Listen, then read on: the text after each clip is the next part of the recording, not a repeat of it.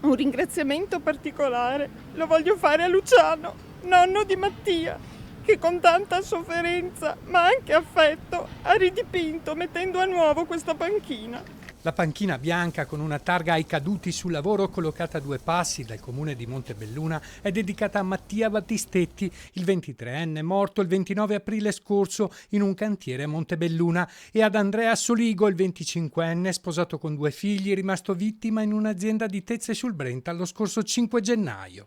Anna, sorella di Mattia, ha letto una poesia. Si lavora per mantenere la famiglia, si lavora per crearsi un avvenire.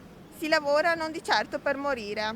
Abbiamo voluto questa panchina, ha continuato la mamma di Mattia, Monica Michelin, perché sia un segno visibile a tutti. Basta parole, dobbiamo fare qualcosa di concreto. La panchina bianca vuole essere anche un messaggio per quei datori di lavoro, responsabili di questi omicidi, ai quali poco importa la sicurezza dei loro operai, preferendo il profitto e il guadagno alla vita umana.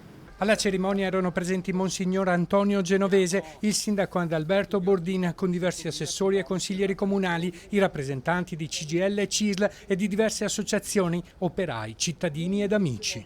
Tutti insieme per fermare le stragi nei cantieri. Ricordo che nel 2021 solo in Italia sono stati 1404. I sindacati presenti hanno richiesto maggiori controlli negli ambienti di lavoro e più personale affidato allo SPISAL, il servizio dell'ASL che si occupa di sicurezza negli ambienti di lavoro. Servono atti concreti per affrontare il tema delle morti sul lavoro. Il primo atto concreto è aumentare il numero dei controlli e degli ispettori, della loro preparazione, perché se siamo sui territori per controllare i luoghi di lavoro possiamo impedire queste tragedie. Cambiare l'approccio culturale a partire dall'applicazione dei contratti collettivi sottoscritti dalle organizzazioni maggiormente rappresentative. Lì abbiamo tutta la strumentazione per fare la prevenzione e la formazione per combattere questa piaga. Un tema tristemente attuale con la morte di Lorenzo Parelli, il 18enne morto il 21 gennaio all'ultimo giorno di tirocinio alla Burimec di Lauzacco, colpito da una barra d'acciaio di 150 kg.